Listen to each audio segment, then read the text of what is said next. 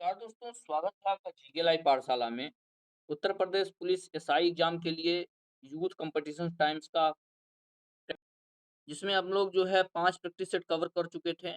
आपके मूल विधि का यह प्रैक्टिस सेट है जिसमें 40-40 क्वेश्चन है। आज आपका 5वां प्रैक्टिस सेट है, तो प्लीज़ आप लोग वीडियो को लाइक करिएगा, चैनल को ज़रूर सब्सक्राइब कीजिएगा। जो भी लोग नए जुड़े हैं प्लीज़ आप लोग चैनल को ज़रूर सब्सक्राइब कीजिएगा। इसमें कुल जो है 51 प्रैक्टिस सेट हैं, सारे के सारे कवर हो जाएँगे। तो अगर आप जुड़े रहेंगे तो पूरा प्रैक्टिस सेट आपको यहाँ से देखने को मिलेगा। लेटेस्ट बुक है, एकदम नए पैटर्न पे है, तो आप लोग ज़रूर देखिएगा। पहला प्रश्न है, ज़मींदारी उन्मूलन समिति की पहली बैठक का समय क्या है? यानी कब हुई थी ज़मींदारी उन्मूलन समिति की गठन? जवाब हो जाएगा आपका ऑप्शन सी, 14 नवंबर 1946 को हुआ था। सी ऑप्शन सही होगा। अगला प्रश्न है, वाद कारण और पीड़ित व्यक्ति की संकुचित धारण का स्थान अब वर्गकारकाही लोकहित में वाद लाने की विस्तृत धारणा ने लिया है, यानी धारण ने लिया है। यह कथन किस न्यायमूर्ति ने कहा है? ध्यान दीजिएगा, यह जो है वक्तव्य है, किसकी वक्तव्य है? यह जो है न्यायमूर्ति कृष्ण अय्यर ने ऐसा कहा है। ये ऑप्शन यहाँ से सही हो जाएगा।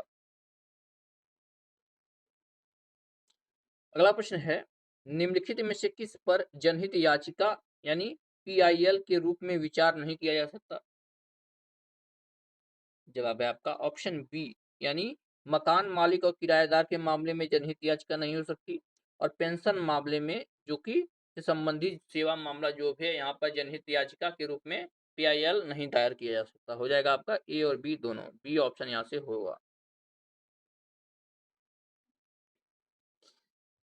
नेक्स्ट क्वेश्चन है, राष्ट्रीय साइबर अपराध समन्वय केंद्र कहाँ पर स्थित है? साइबर अपराध समन्वय केंद्र, तो यह जो है आपके नई दिल्ली में है। डी ऑप्शन सही होगा, नई दिल्ली। नेक्स्ट क्वेश्चन दिया गया है, धोखे से तथा प्रतिरूपण द्वारा कंप्यूटर स्रोतों या मोबाइल फोन के प्रयोग के अपराध सूचना तकनीकी अधिनियम किस धारा में घोषित किया गया है? जवाब हो जाएगा, यह जो है धारा 66 डी में घोषित किया गया है। डी ऑप्शन होगा धारा 66 डी।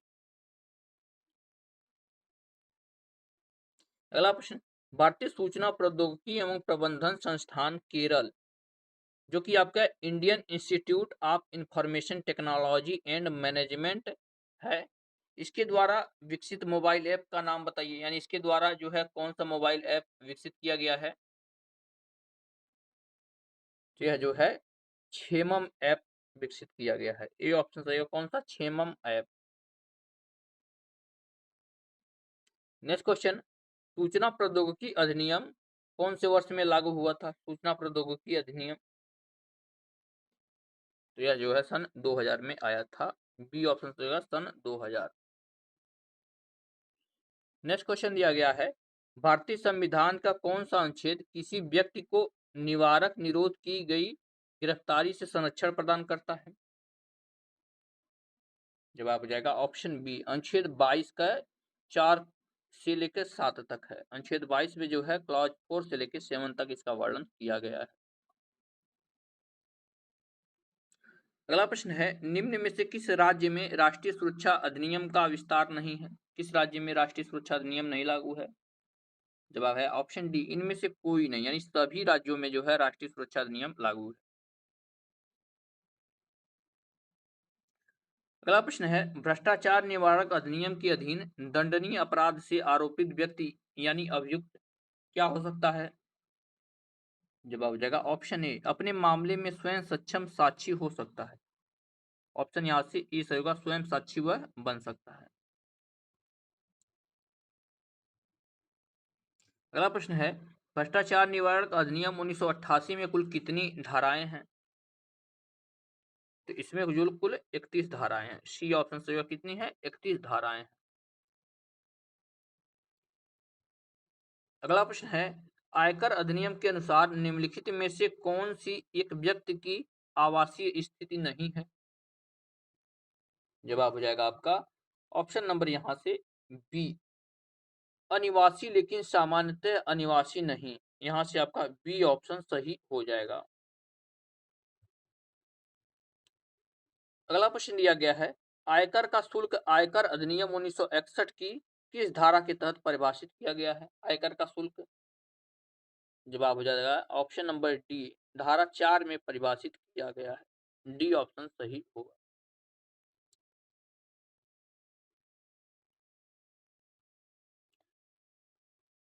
नेक्स्ट क्वेश्चन दिया गया है, कोई भी लोक सूचना अधिकारी सूचना प्रार्थी को यह कहकर सूचना से वंचित नहीं रख सकता है जो कि सूचना उसके अधीन रहनी चाहिए, उसके दस्तावेज गायब हैं, इसे लोक अभिलेख अधिनियम 1993 की उल्लंघन माना जाएगा और इसे अधिकतम कितने साल की कारावास की सजा हो सकती है?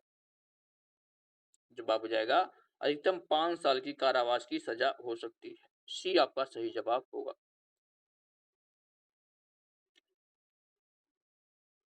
नेक्स्ट क्वेश्चन है, यदि कोई व्यक्ति सहकारी समिति जो किसी निजी निकाय भी हो इसके बारे में सूचना प्राप्त करना चाहता है तो उसे सूचना दी जाएगी या नहीं दी जाएगी, पूछा गया है।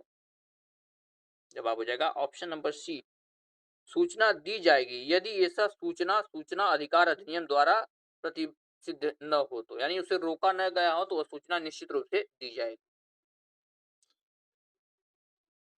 अगला प्रश्न है, सूचना का अधिकार अधिनियम के कौन से प्रावधान तत्काल प्रभावी हो गए थे? जवाब हो जाएगा आपका ऑप्शन नंबर डी, सभी धाराएं जो है तुरंत से लागू हो गई थी सूचना के अधिकार अधिनियम में। नेक्स्ट क्वेश्चन है, मानवाधिकारों के प्रथम सम्मेलन किस शहर में आयोजित किया गया था जो कि अंतर्राष्ट्रीय सम्मेलन था? इसका जवाब है ऑप्शन बी, यह जो है तेहरान में हुआ था। कहां पर हुआ था? तेहरान में। यहां से आपका ऑप्शन बी सही होगा। अगला प्रश्न है, मानव अधिकार संरक्षण अधिनियम 1993 की धारा 40 में केंद्र सरकार के नियम बनाने की शक्ति दी गई है। केंद्र सरकार द्वारा बनाए गए नियम संसद के प्रत्येक सदन के समक्ष कुल कितनी अवधि के लिए रखे जाएंगे?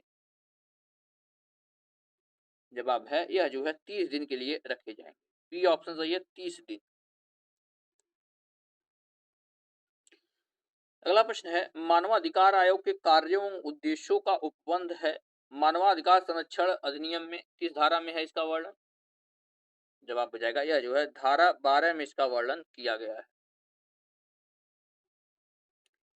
अगला प्रश्न है, राष्ट्रीय मानवाधिकार संरक्षण अधिनियम 1993 में कुल कितनी धाराएं हैं? मानवाधिकार संरक्षण अधिनियम जो कि 1993 में बना था, इसमें कुल धाराओं की संख्या पूछा गया है। जवाब हो जाएगा ऑप्शन नंबर डी, इसमें कुल जो है 43 धाराएं हैं। कुल कितने हैं? 43 धाराएं हैं। अगला प्रश्न है, बीएनएस, ध्यान रखिएगा, बीएनएसएस कौन सा अध्याय अपील से संबंधित है? जवाब हो जाएगा यह जो है अध्याय 31 जो है यह अपील से संबंधित है। डी ऑप्शन होगा। अगला प्रश्न है, अध्याय 4 बी राष्ट्रीय ब्याज संरक्षण प्राधिकरण के अंततः स्थापित किया गया है किस अधिनियम के द्वारा? जवाब हो जाएगा ऑप्शन बी, अधिनियम 2006 द्वारा जो है स्थापित किया गया है। बी ऑप्शन सही है, अधिनियम 6 के द्वारा। नेक्स्ट क्वेश्चन है, वन्य जीव संरक्षण अधिनियम में कुल कितने धाराएं हैं? जवाब हो जाएगा इसमें कुल जो है 66 धाराएं हैं। डी ऑप्शन सही है, वन्य जीव संरक्षण अधिनियम में कुल 66 धाराएं हैं। अगला प्रश्न, भारतीय न्याय संहिता 2023 में कितने प्रकार के दंड का उल्लेख किया गया है? जो कि न्याय संहिता 2023 वाला है, 1860 को परिवर्तित करके 2023 में लाया गया, आप लोग जानते हैं। तो इसमें दंड के कितने प्रकार का उल्लेख किया गया है? जवाब हो जाएगा ऑप्शन बी, कुल 6 प्रकार के दंड का उल्लेख किया गया है। बी ऑप्शन होगा। अगला प्रश्न, पर्यावरण संरक्षण अधिनियम 1986 का विस्तार कहां तक है? पर्यावरण संरक्षण अधिनियम 1986 तो यह जो है संपूर्ण भारत पर इसका विस्तार है। ए ऑप्शन सही है, संपूर्ण भारत पर। नेक्स्ट क्वेश्चन है, जिन सड़कों पर विभाजक बने हैं वहां विभाजित करने के लिए किस रंग की रेखाएं लगाई जाती हैं? यानी डिवाइडर जहाँ बना है तो उसपे किस रंग की रेखाएँ बनी होती हैं? इसका जवाब है ऑप्शन बी, सफ़ेद लाइन बने होते हैं। बी ऑप्शन सही है कि सफ़ेद लाइन बने होते हैं। यहाँ पर देखिए सफ़ेद और पीले रंग के जो है पट्टियाँ आपको देखने को मिलती हैं रोडों पर, तो उसको ध्यान में रखिएगा कौन सी जगह सफ़ेद रहते हैं, कौन सी जगह पीले रंग की होती हैं। अगला प्रश्न, मोटरयान अधिनियम की धारा 112 में उल्लेख किया गया है। इसका उल्लेख किया गया है धारा 112 में मोटरयान अधिनियम में। जवाब हो जाएगा इसमें जो है गति सीमा का वर्णन किया गया है, यानी कहाँ पर किस गति से चलना है।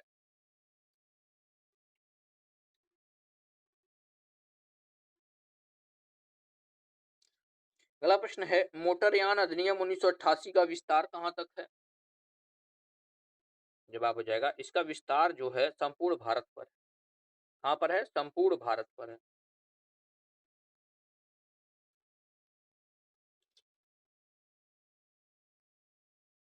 नेक्स्ट क्वेश्चन है अनुसूचित जाति एवं अनुसूचित जनजाति अधिनियम 1989 के तहत परिभाषाएं संबंधी प्रावधान किस धारा में दिया गया है? जवाब है यह जो है धारा 2 में इसका वर्णन किया गया है, परिभाषा दी गई है अनुसूचित जाति जनजाति।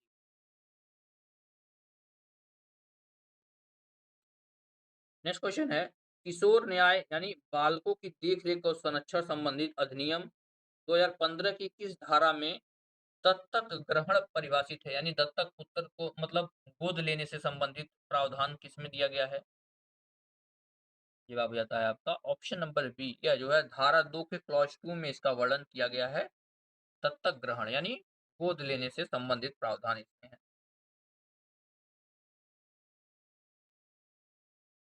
अगला प्रश्न है घरेलू हिंसा से महिला संरक्षण अधिनियम में वर्णित कुल कितनी धाराएं हैं? घरेलू हिंसा से महिला संरक्षण अधिनियम में कुल कितनी धाराएं पूछा गया है? तो इसमें जो कुल 37 धाराएं हैं। बी ऑप्शन सही होगा कितनी? 37 धाराएं। अगला प्रश्न है इनमें से गलत युग्म का चुनाव कीजिए। इसमें से कौन सा युग्म गलत है?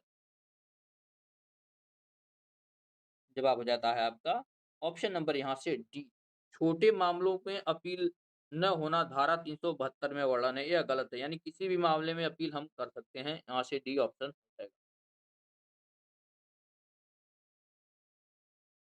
अगला प्रश्न है सिविल बल के प्रयोग द्वारा जमाव को तितर बितर करने का उपबंध दंड प्रक्रिया संहिता की किस धारा में है? जवाब हो जाता है आपका ऑप्शन नंबर सी, धारा 129 में इसका वर्णन। धारा 129 में जैसे जो धारा 144 है कई लोग इकट्ठे न हो, वही धारा 129 की तरह। ऑप्शन यहाँ से सी सही हो जाए। अगला प्रश्न दंड प्रक्रिया संहिता की धारा 2 सी से लेकर 2 जो है ग तक, इसमें निम्नलिखित में से क्या परिभाषित किया गया है? जवाब हो जाता है आपका ऑप्शन नंबर सी, इसमें जो है संज्ञेय अपराध का वर्णन किया। क्या? संज्ञेय अपराध का वर्णन इसमें किया गया है। डिटेल में जब हम पढ़ाएंगे तो उसमें आप लोग देखेंगे कि संज्ञेय अपराध क्या होता है, जो है जमानती अपराध क्या होता है, अजमानती अपराध क्या होता है, इस सब चीज़ों का जो है आगे बात की जाएगी जब जो है डिटेल में इसको हम लोग पढ़ें। नेक्स्ट क्वेश्चन दहेज अपराध की धारा 304 बी भारतीय दंड संहिता की विवेचना किसके द्वारा की जाती है? दहेज अपराध की विवेचना जो है किसके द्वारा की जाती है? जवाब है यह जो है पुलिस उपाधीक्षक स्तर के अधिकारी के द्वारा किया जाता है, जो है विवेचना, अगर कोई मामला दहेज से संबंधित है। नेक्स्ट क्वेश्चन है किस मामले में आत्मरक्षा का अधिकार उपबंध नहीं होगा? यानी आत्मरक्षा का जो है अधिकार नहीं होगा किस मामले में? जवाब हो जाएगा ऑप्शन ए, लोक सेवक द्वारा किया गया कार्य, इस मामले में जो है आत्मरक्षा का उपबंध नहीं होगा। अगला प्रश्न है धारा 34 लागू होने के लिए आवश्यक है कि आपराधिक कृत्य किया गया हो।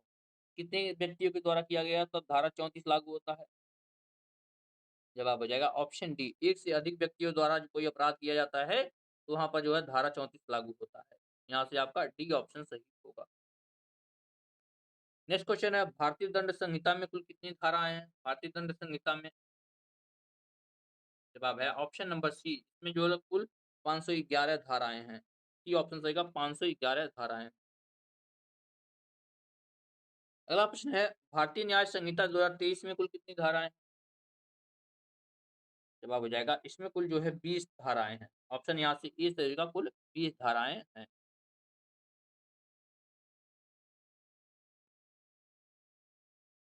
और इस प्रैक्टिस सेट का लास्ट क्वेश्चन है, भारतीय नागरिक सुरक्षा संहिता 2023 में संज्ञेय अपराध को परिभाषित किया गया है। किस धारा में परिभाषित किया गया है? तो यह जो है धारा 2 के क्लॉज ए के जी में इसका वर्णन किया गया है। धारा 2 फर्स्ट क्लास जी में इसका वर्णन किया गया है। तो इस तरह से हमने जो है 5वां प्रैक्टिस सेट पूरा कर लिया है। वीडियो पसंद आई हो तो आप लोग लाइक ज़रूर करें, चैनल को आप लोग ज़रूर सब्सक्राइब करें। मिलते हैं नेक्स्ट लेक्चर में, तब तक के लिए धन्यवाद।